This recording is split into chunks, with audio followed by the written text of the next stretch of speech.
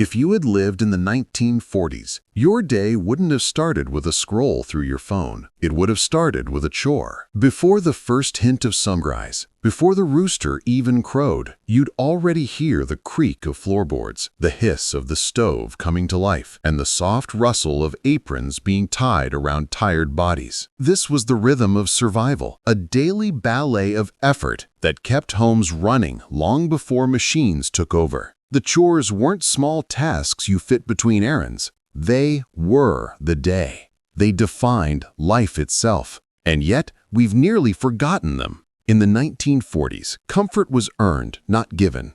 There were no buttons to press to wash clothes, no electric vacuums humming through hallways, no microwaves waiting to reheat last night's dinner. Every comfort of home had to be crafted by hand, over and over again. When the war years came, everything tightened, from rations to routines. The word easy didn't exist in the household vocabulary. A family's survival depended not on convenience, but on consistency. Every task, no matter how small, was part of a fragile system of effort that held everything together. The smell of soap flakes and coal smoke hung in the air. Mothers stirred boiling water for laundry. Fathers chopped wood to keep the stove going. Children polished shoes, swept porches, and fetched water before breakfast. Nothing was wasted. Not time, not effort, not even crumbs. The house itself was alive, and to keep it that way, everyone had a role to play. Monday was wash day. It wasn't a suggestion, it was a law. Every family followed it because laundry couldn't wait. There was no "I'll do it later." Later meant mildew, dirt, or embarrassment. Imagine it.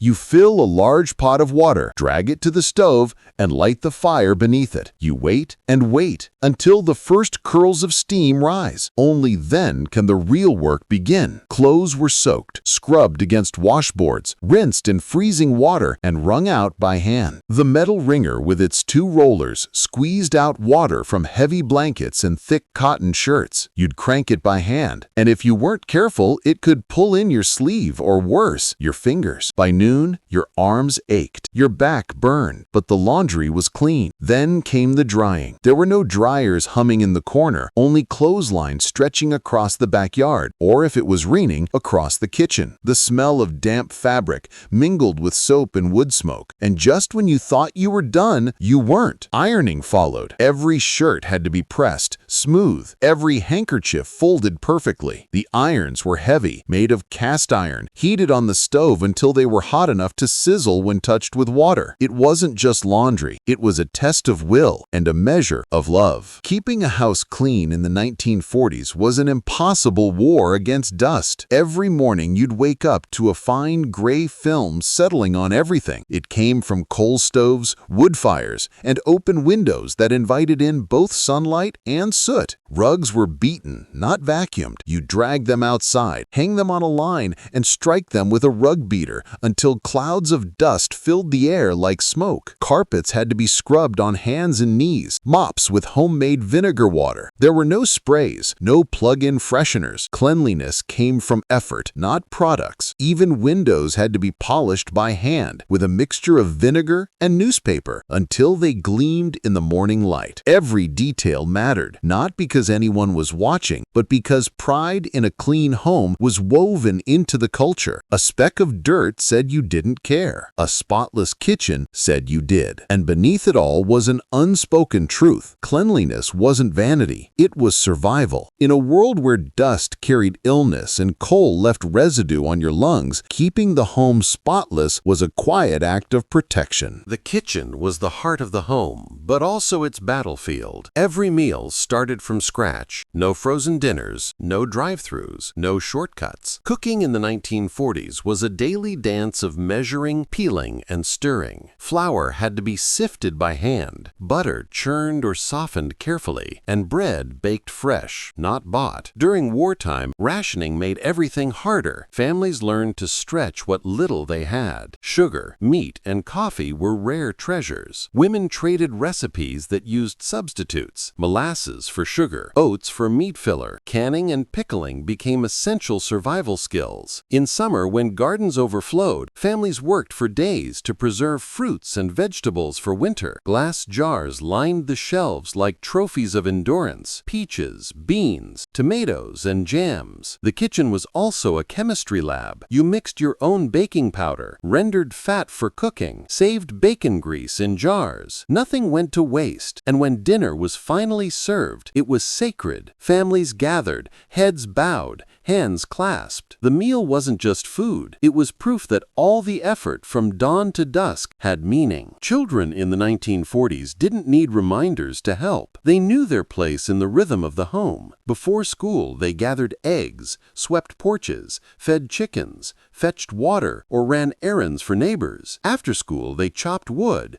scrubbed floors, and helped hang laundry. Every small hand mattered. Every task was a lesson in responsibility. There were no allowances, no rewards, just pride in being useful. A boy who could repair a fence or polish a pair of boots was respected. A girl who could mend a tear or bake bread without burning it was praised. But it wasn't always easy. Chores often came before play, before study, before rest. Childhood was shorter, responsibility heavier. Yet those small acts built character and connection. Work wasn't punishment, it was participation. Families didn't function as individuals, they worked as one body, each hand doing its part to keep the home alive. In the 1940s, waste was a sin. You didn't throw things away, you fixed them. Clothes were patched, socks darned, and shoes resold until they simply couldn't be saved. Old flour sacks were turned into aprons, curtains became dresses, broken furniture was repaired with nails, glue, and ingenuity. It wasn't just thrift, it was pride. The ability to make do was a badge of honor. Mothers kept sewing kits beside their chairs, and every evening you'd hear the rhythmic pull of thread through fabric as small holes disappeared under careful stitches. Men fixed tools, sharpened knives, oiled hinges. Every family had a drawer full of things that might one day come in handy, and often they did. This culture of repair gave life depth. Every object told a story, not of consumption, but of care. In the 1940s, chores weren't just private matters. They reflected who you were and how your family stood in the community. A well-kept home was a symbol of discipline. Neighbors noticed, so did guests. Housewives carried the invisible weight of reputation. They were expected to keep spotless homes, ironed linens, shining windows, and freshly baked bread, even while managing rationing, raising children, and keeping morale alive during war years. It was unpaid, unacknowledged labor, but it was powerful. Women managed entire ecosystems of order, balance, and care. And though we often call it simple now, there was nothing simple about it. Every day demanded a combination of planning, stamina, and precision. Behind every clean home was a silent masterpiece of endurance. After the war, everything changed. Factories that once made weapons turned to making washing machines, vacuum cleaners, and refrigerators. Suddenly, ads filled newspapers